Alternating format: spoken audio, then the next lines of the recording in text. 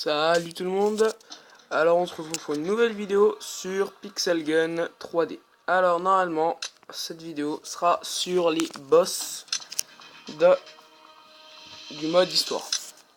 J'avais dit que je ferais normalement 3 vidéos, mais je ne sais pas si je vais en faire 3 parce que je pense que ça va être des vidéos très courtes si j'en fais que 3. Alors je trouve ça un peu con, donc je sais pas, je vais voir si j'en fais plus ou moins, on va voir ça.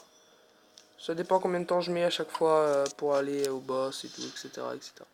Donc, dans le mini-jeu en mode campagne, donc, dans le monde de Pixel, le premier monde, on avait vu le boss de l'hôpital. Donc, on va aller sur le pont pour voir le boss du pont, vous l'avez bien deviné.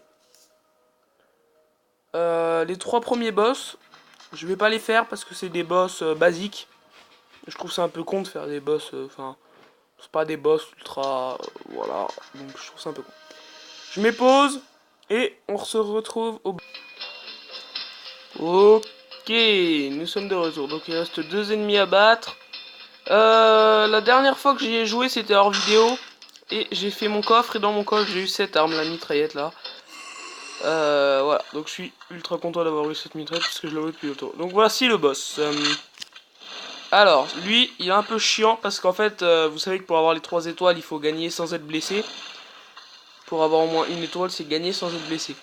Et donc en fait ce mec il lance des pierres ou des roues, je sais même pas ce qu'il lance.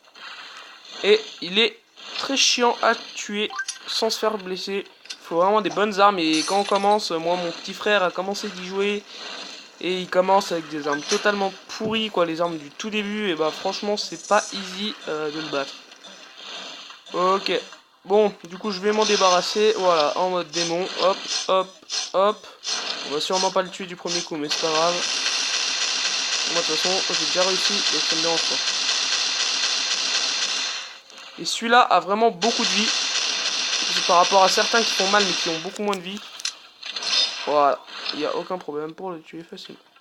Ça c'est une des meilleures armes je trouve moi personnellement dans Pixel Gun. Celle-là c'est une des meilleures armes qu'on a au début. C'est franchement celle que je préfère. Donc ok voilà. D'ailleurs j'ai plus qu'une gemme parce que j'ai amélioré mon sniper récemment. Du coup maintenant il est niveau 2 et fait beaucoup plus mal. Bon, si vous voulez voir toutes les cinématiques, j'ai fait des vidéos d'ailleurs, je vous le rappelle. Des vidéos où trouver les pièces dans Pixel Gun, si vous voulez savoir où trouver les pièces si vous jouez à Pixel Gun, voilà. Au prochain boss. Voilà, alors il reste un méchant à battre. Mais en fait le boss a un rapport avec un endroit du jeu qui fait référence aux prisons américaines. Qu'on voit dans certains films même. Voilà, donc c'est cette pièce là. C'est une machine qui avait dans certains films, même en réalité ça avait existé, je sais pas si vous avez déjà vu. Donc c'est une machine de torture en fait qui servait à vous mettre des décharges électriques. Et si je vous montre cette machine, c'est pas pour rien, c'est parce qu'en fait cette machine elle a un rapport avec le boss. Et vous allez vite comprendre pourquoi. Donc le boss va arriver. Et donc voilà, cette machine servait à électrocuter en fait les détenus pour les faire parler. Voilà pourquoi je pense que vous avez compris. Vous voyez, il est tout électrique et tout.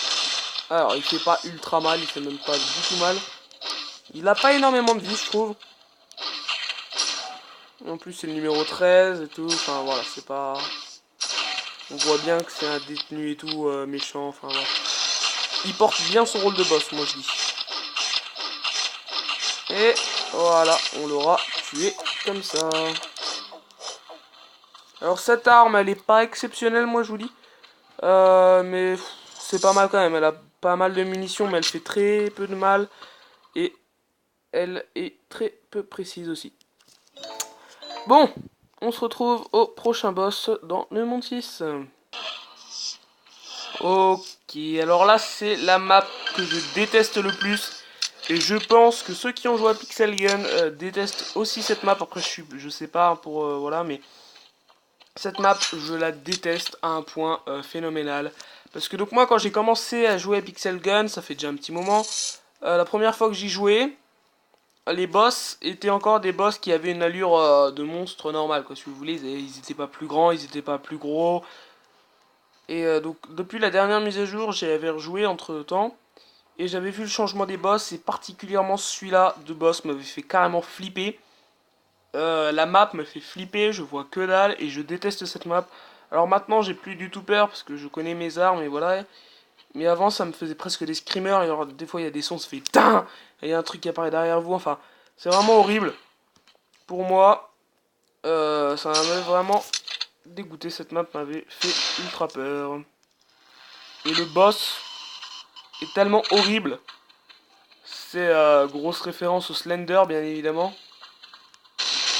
Donc voilà, je vais pas trop faire mumuse avec parce qu'il se téléporte, l'enfoiré. Et franchement, ce truc m'a fait tellement peur.